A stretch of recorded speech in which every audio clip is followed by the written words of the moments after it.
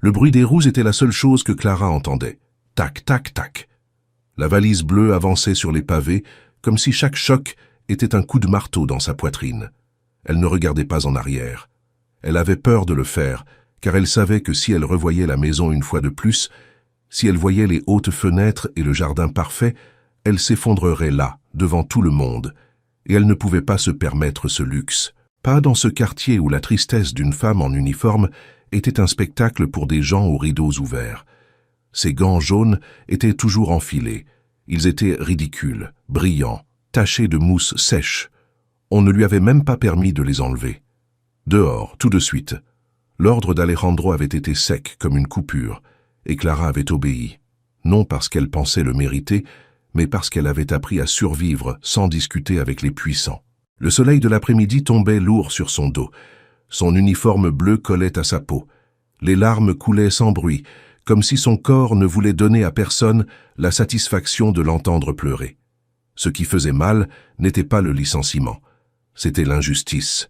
C'était la façon dont Alejandro l'avait regardée, comme si soudain elle était devenue une inconnue, une menace, une honte qu'il fallait faire disparaître.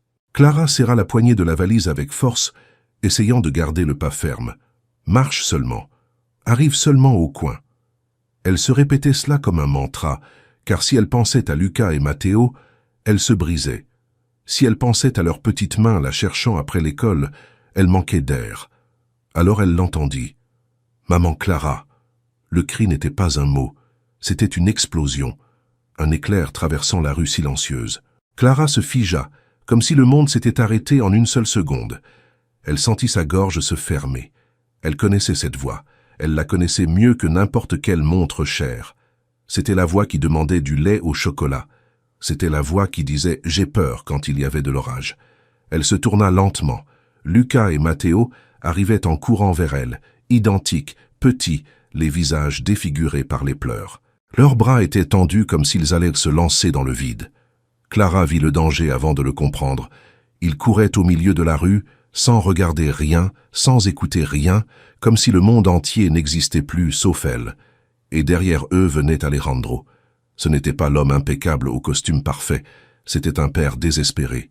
Il avait la cravate desserrée, le visage rouge, les mains sur la tête. Il courait avec une maladresse humaine que Clara ne lui avait jamais vue. Il criait quelque chose, mais le vent avalait les mots. Clara ne comprit l'horreur que lorsqu'elle entendit le rugissement d'un moteur approchant depuis le virage. Le temps devint lent. Clara lâcha la valise et courut vers les enfants. Ses genoux cognèrent l'asphalte brûlant quand elle s'agenouilla. Elle ouvrit les bras. Lucas la heurta en premier, et Matteo se lança derrière, enfouissant son visage dans son uniforme, comme s'il s'agissait du dernier refuge de la planète. « Ne pars pas, ne pars pas, ne pars pas », répétait-il. Clara les serra avec une force qu'elle ne savait pas posséder. Elle ferma les yeux. Le monde disparut. Il n'existait plus que ces corps tremblants, ces respirations saccadées, ce besoin brutal d'amour. La voiture freina à quelques mètres dans un crissement. Un klaxon explosa dans l'air. Un voisin cria quelque chose depuis une fenêtre. Mais Clara ne bougea pas. Elle serra seulement plus fort les enfants. Alejandro arriva haletant. Il s'arrêta devant eux. Clara leva les yeux et le vit. Son visage était un mélange de fureur et de peur. Dans ses yeux, il n'y avait pas de compassion. Il y avait accusation. « Lâche-les !» rugit-il. Clara cligna des yeux, confuse. Les enfants s'accrochèrent plus fort. « Monsieur, ils ont peur !» dit Clara d'une voix tremblante. Alejandro fit un pas en avant, comme si Clara était une ennemie. « Qu'est-ce que tu leur as fait? Qu'est-ce que tu leur as dit pour qu'ils fassent ça? Regarde dans quel état ils sont !» Il désigna violemment les genoux écorchés, la chemise froissée, le désespoir. « Je n'ai rien fait », murmura Clara, essayant de garder son calme. « Ce sont eux qui sont sortis en courant. »« Bien sûr », cracha Alejandro. « Toujours la victime. D'abord tu voles, et maintenant tu les manipules. » Le mot « vol » fut comme un coup au visage. Clara sentit sa poitrine brûler. « Je n'ai rien volé, dit-elle, et sa voix sortit plus ferme. « Vous me connaissez. » Alejandro serra les dents. Il sortit son téléphone de sa poche comme s'il s'agissait d'une arme. « Je vais appeler la police. » Les jumeaux crièrent. « Non, papa !» Lucas se plaça devant Clara, tremblant mais courageux. « Ce n'est pas elle, c'est toi !» Alejandro resta immobile. Il n'avait jamais entendu ce ton dans la voix de son fils. Lucas, le plus silencieux, le plus doux, le regardait comme s'il était un étranger. « Lucas, dit Alejandro, baissant un peu la voix. « Viens ici, elle est dangereuse. » Lucas fit non de la tête avec une fureur enfantine qui semblait immense. La dangereuse, c'est Valeria. Le nom tomba comme une pierre. Alejandro cligna des yeux. Matteo, les larmes aux yeux, hocha la tête. « Qu'est-ce que tu dis ?» demanda Alejandro, et sa voix n'était déjà plus ferme. C'était un murmure brisé. Lucas déglutit. Ses petites mains serrèrent l'air. On l'a vu. Clara sentit que son cœur s'arrêtait. Elle ne savait pas de quoi il parlait, mais elle sut que quelque chose allait tout changer. « On était cachés, » dit Matteo d'une voix entrecoupée. « Sous ton lit. On voulait te faire peur. » Alejandro ouvrit grand les yeux. « Sous mon lit ?»« Oui, » insista Lucas. « Valeria est entrée toute seule. Elle a ouvert ton tiroir, elle a pris la montre, elle a ri. » Clara sentit un frisson. « Après, » continua Matteo, « elle l'a mise dans le sac de Clara, dans le sac beige. Elle a dit des choses méchantes. » Alejandro resta immobile. Son téléphone descendit lentement. Son visage perdit ses couleurs. « Quelle chose ?» demanda-t-il, et la peur réelle apparut dans son regard. Lucas serra les poings. Elle a dit qu'on était un embarras, que nous étions des parasites, qu'elle allait nous envoyer en Suisse.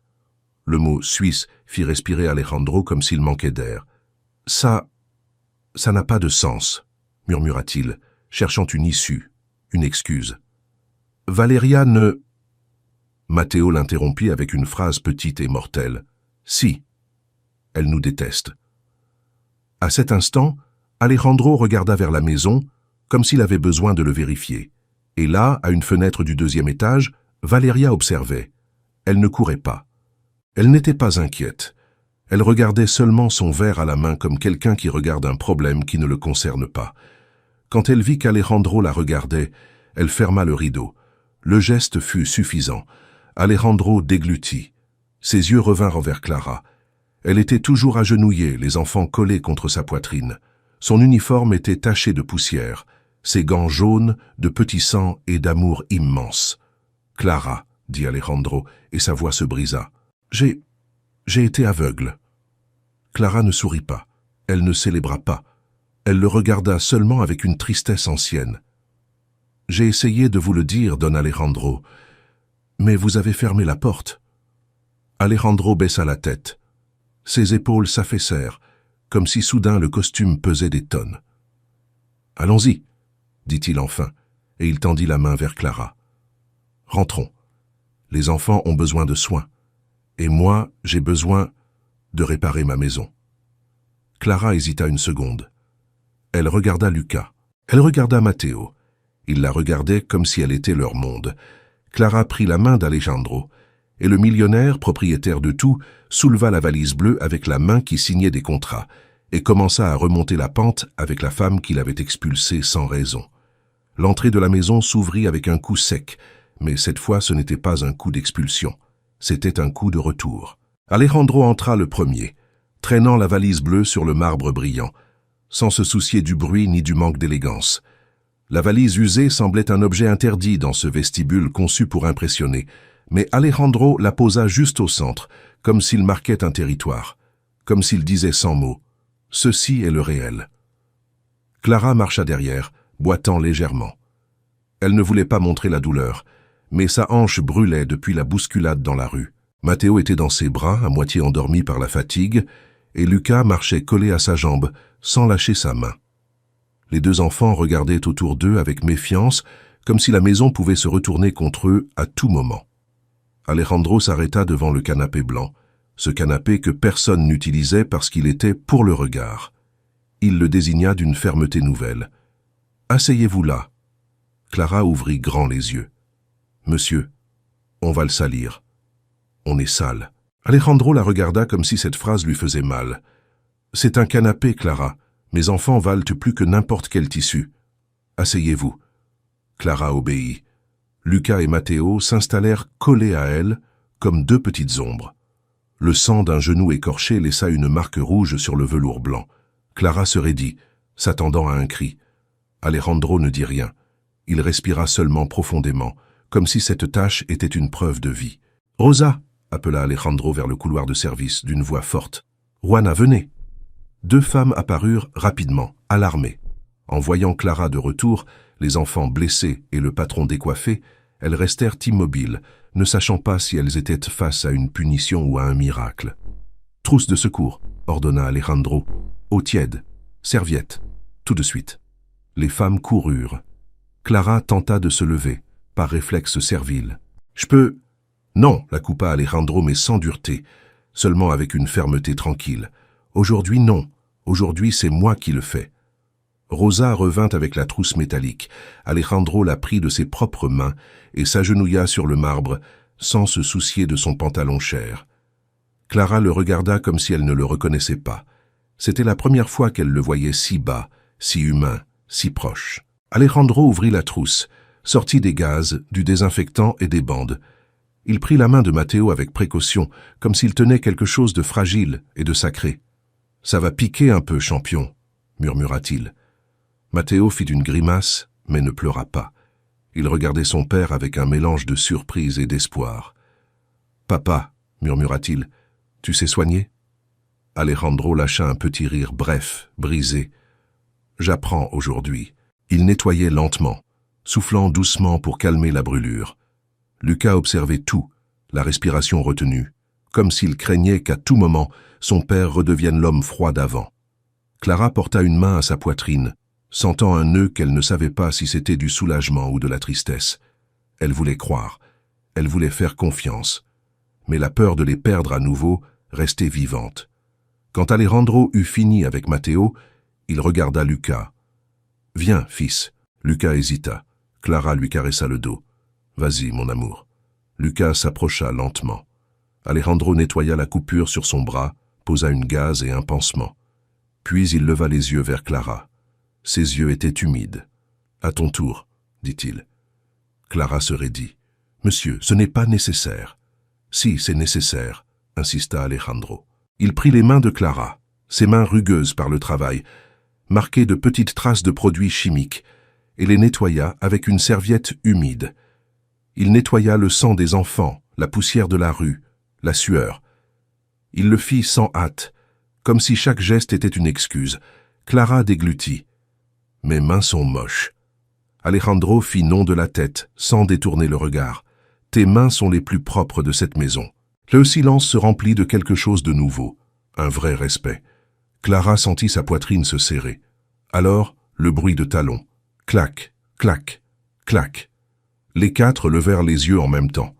En haut de l'escalier, Valeria apparut impeccable, comme si rien ne s'était passé. Robe de soie, cheveux parfaits, un verre de vin à la main. Son regard descendit comme un couteau. « Quelle scène si touchante !» dit-elle avec sarcasme. « Le grand Alejandro qui joue au papa. Tu as ramené la poubelle. » Lucas se recroquevilla. Matteo serra la main de Clara. Clara sentit l'envie de les couvrir de son corps. Alejandro se leva lentement. Il ne cria pas, il ne trembla pas. Son calme était plus dangereux que n'importe quel cri. « Descends, Valeria. » Valeria sourit, croyant encore avoir du pouvoir. Elle descendit lentement, savourant chaque marche, comme une reine entrant dans son trône. Quand elle arriva dans le vestibule, elle regarda le canapé taché et tordit la bouche. « Tu as tout gâché, » murmura-t-elle. « Cette femme a sali ma maison. » Alejandro la fixa. « Il faut qu'on parle de la montre. » Valeria releva le menton. « Tu vas enfin faire ce qu'il faut et fouiller ses affaires ?» Alejandro marcha vers la valise bleue. Il l'ouvrit devant elle. Dedans, il n'y avait ni bijoux ni argent. Il y avait des vêtements pliés, un chapelet simple, une vieille photo et un album fait maison. Alejandro prit l'album. Il l'ouvrit. C'étaient des photos de Lucas et Matteo, leurs anniversaires, leurs sourires, leur première fois. Des photos que Clara avait gardées comme des trésors. Alejandro sentit un coup dans la poitrine, puis il mit la main dans le sac beige. Ses doigts touchèrent du métal. Il sortit la Rolex. Valeria fit un pas en avant avec un cri triomphal. « Là, je le savais, voleuse !» Clara baissa la tête une seconde, non par culpabilité mais par épuisement. Les enfants se collèrent plus fort à elle. Alejandro leva la montre et regarda Valeria. « Lucas a dit qu'il t'a vu la sortir de mon tiroir. » Valeria lâcha un rire faux. « Alejandro, s'il te plaît, ce sont des enfants. Ils mentent pour elle. » Alejandro respira profondément. « Ils mentent aussi sur les bleus ?» Valeria cligna des yeux et pour la première fois son masque vacilla. Alejandro avança d'un pas. « Ils mentent aussi sur la Suisse ?» Valeria serra les lèvres. « Je voulais seulement le meilleur. Ils sont un obstacle. » Le mot « obstacle » fit pousser à Lucas un petit son de peur. Clara le serra. Alejandro s'approcha encore. Sa voix devint froide. « Mes enfants ne sont pas un obstacle. Ce sont ma vie. » Valeria tenta de reprendre le contrôle. « Tu vas le regretter. Aucune femme de ton niveau ne voudra de ça. » Alejandro la regarda avec mépris. « Je préfère être seul que vivre avec un monstre. » Il leva la montre et sans hésiter la jeta contre le mur. L'impact fit éclater le métal. Le bruit fut sec, définitif. Valeria hurla, horrifiée. « Tu es fou !» Alejandro désigna la porte. « Dehors !» Valeria trembla, furieuse. « Je pars, mais je prends ma voiture et... » Alejandro tendit la main. La bague. Valeria la couvrit instinctivement. « Elle est à moi. »« Rends-la, » dit Alejandro. « Ou j'appelle la police pour vol. À toi de choisir. » Valeria serra les dents. Elle arracha la bague avec rage et la lança contre la poitrine d'Alejandro. Il l'attrapa sans émotion. « Maintenant, » répéta-t-il. « Dehors ?» Valeria marcha vers la sortie, humiliée. En franchissant le seuil, elle se retourna une dernière fois cherchant une victoire finale, mais elle trouva le personnel qui observait en silence. Il n'y avait pas de peur, seulement du soulagement. Alejandro ferma la porte avec force. Le verrou claqua comme une promesse. À l'intérieur de la maison, l'air sembla changer. Clara respira pour la première fois sans sentir un poids sur elle. Alejandro se tourna vers elle et vers les enfants. Sa voix s'adoucit. « Je vais dîner dans la cuisine avec ma famille, » dit-il, comme s'il déclarait quelque chose de sacré. Les jumeaux se regardèrent, incrédules, puis sourirent pour la première fois depuis des heures. Dans la cuisine, la lumière était chaude. Il n'y avait ni marbre ni luxe, seulement l'odeur de maison. Clara s'assit avec Matteo sur les genoux. Lucas s'appuya sur son épaule. Alejandro entra lentement, comme s'il craignait de briser le moment. « Pardonne-moi, » dit-il en regardant Clara. « Je t'ai fait défaut. » Clara le regarda sans haine. « L'important, c'est que tu t'es réveillé. » Alejandro hocha la tête. « Je veux être présent. Je veux apprendre. » Matteo posa la tête sur l'épaule de Clara et murmura, presque endormi, « Papa, Clara sent comme maman. » Alejandro sentit les larmes monter sans permission. Il s'accroupit, embrassa le front de son fils et ferma les yeux. « Alors plus jamais, » promit-il, « plus jamais vous ne serez seuls. » La nuit tomba doucement sur la maison, mais dans la cuisine, il y avait de la lumière. Alejandro s'assit entre Lucas et Matteo, sans cravate, sans hâte. Clara servit des pancakes simples et les enfants rirent avec du miel sur le nez. Alejandro les regarda comme s'il les voyait pour la première fois. « Demain, je vous emmène à l'école, » promit-il, et Lucas leva le pouce, fier. Matteo serra Clara et murmura « Ici, il n'y a plus peur. » Clara caressa leurs cheveux et hocha la tête. Alejandro prit la main de Clara avec respect, non comme patron, mais comme famille. Dehors, le silence était nouveau, la paix.